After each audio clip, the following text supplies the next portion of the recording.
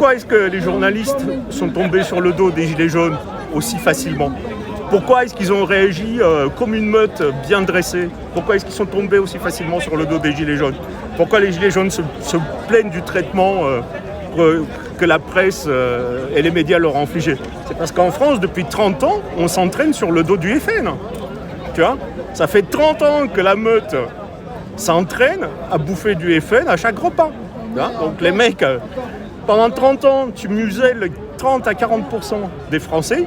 Je discute pas le vrai ou le faux, l'intérêt du FN ou autre chose, ça m'intéresse pas. Ce qui m'intéresse, c'est le fait d'avoir réussi à museler 30 à 40% d'un peuple, tu vois, de le traiter de beauf, de le traiter de moins que rien, de sans dents, de pauvre, de mec qui n'a pas d'ambition, de mec qui n'est pas productif, de salaud qui vit au crochet de l'État.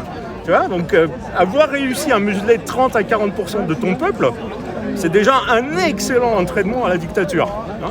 Donc ça, les Gilets jaunes, on s'est pris ça dans la figure de manière très brutale, parce que les mecs, ils ont 30 ans d'entraînement.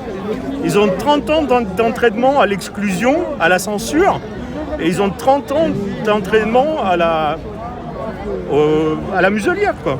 Donc s'ils nous sont tombés dessus aussi facilement, c'est parce qu'ils étaient entraînés. Tu vois, une équipe bien entraînée fait la différence avec une équipe d'amateurs. Hein. Quand tu prends une équipe de professionnels qui s'entraînent depuis 30 ans ensemble, tu vas... le téléphone. Oui. Ah non, il n'est pas à moi. Il n'est pas à moi. Tiens, on a un téléphone portable, on a récupéré un téléphone portable. Non, il n'est pas à moi. Mais il faut le garder précieusement. Bah, il faut que tu le tiennes parce qu'on ne sait jamais. Voilà, donc on a trouvé un téléphone portable en direct.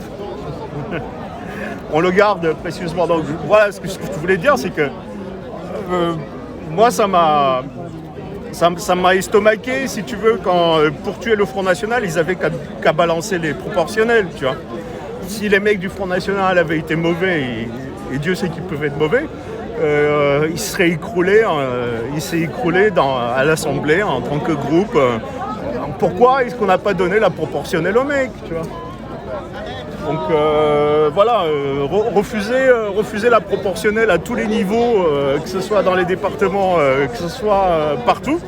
Tu vois, peut-être dans certaines élections. C'est à toi, t'en fais pas, on l'avait. Bah, je t'en prie, c'est toi qui l'as vu.